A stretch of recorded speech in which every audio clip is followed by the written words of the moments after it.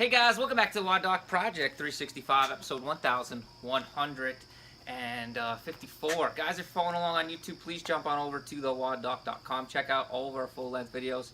That's where we house them. Now, I know I said I was going to talk on my Instagram story. I said I was going to talk about sympathetic reflexes and heightening the sympathetic nervous system to bring about awareness.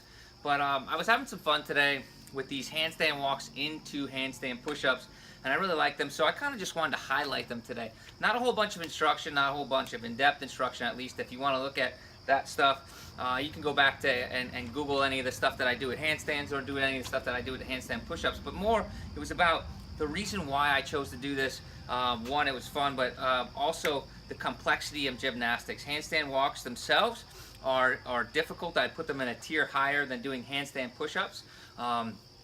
And so adding handstand walking into a handstand push-up was a lot of fun, and I made it as something that you had to do. You'll see when I put up my workout in just a little bit here. There was 10-foot handstand walks into handstand push-ups, but if you didn't do the handstand push-ups unbroken, then you had to come back and you had to go back to that 10-foot mark, and I really like that penalty aspect of it.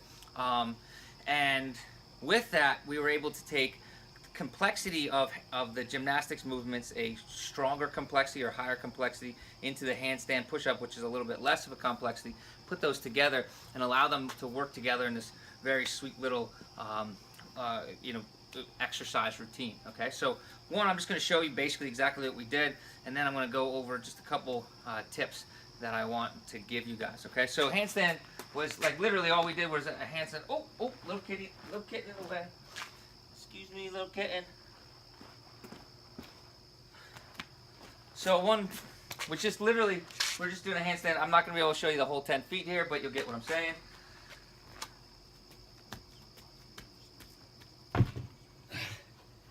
Make sure that I stabilize, and then do my handstand push-ups, right? Some things that I want to just go over here. When we're doing our handstand walks here,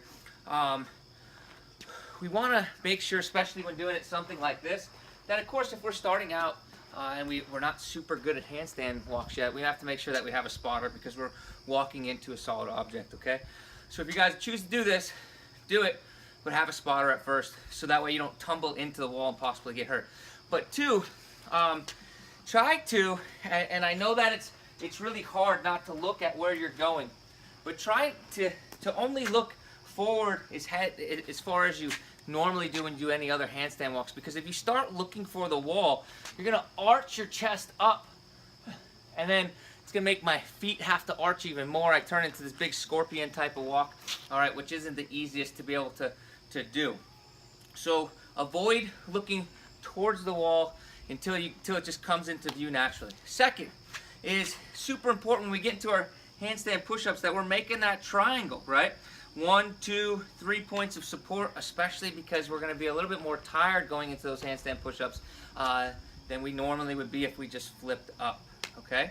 So not a bunch of content here as far as instructional, more introducing an idea of adding a complex gymnastics movement into a little bit less of a complex gymnastics movement, and just a whole bunch of fun. So if you like this movement, try it out, throw it into your routine, share it with some of your friends out there, okay? Cool. Guys, questions, comments, please post them below, and until tomorrow, we're optimizing function to optimize performance.